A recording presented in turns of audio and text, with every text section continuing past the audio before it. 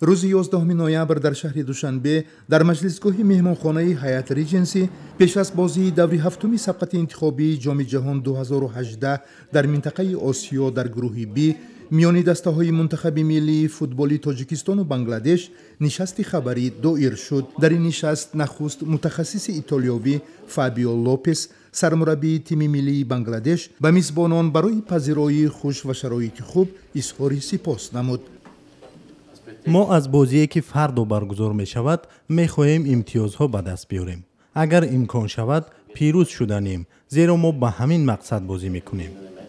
بعداً در این نشست مبین ارگاشف سرمربی منتخب تاجیکستان به خبرنگاران ابراز داشت که وظیفه یگانه دسته در این بازی پیروز شدن است.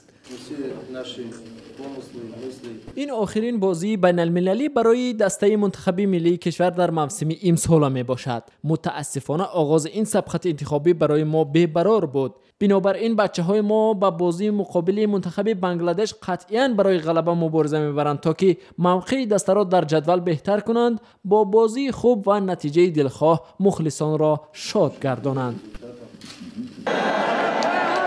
بازی بین دسته‌های منتخب تاجیکستان و بنگلادش روز پنجشنبه 12 نوامبر در ورزشگاه مرکزی دوشنبه ساعت 17 شروع می شود. در همین حال در جدول گروه بی اردن با 13 امتیاز در جای اول، استرالیا قهرمان فعلی آسیا با 9 امتیاز در جای دوم، قرقیزستان با 8 امتیاز در جای سوم، تاجیکستان با 2 امتیاز در جای چهارم و بنگلادش با 1 امتیاز در زینه آخرین پنجم قرار دارند.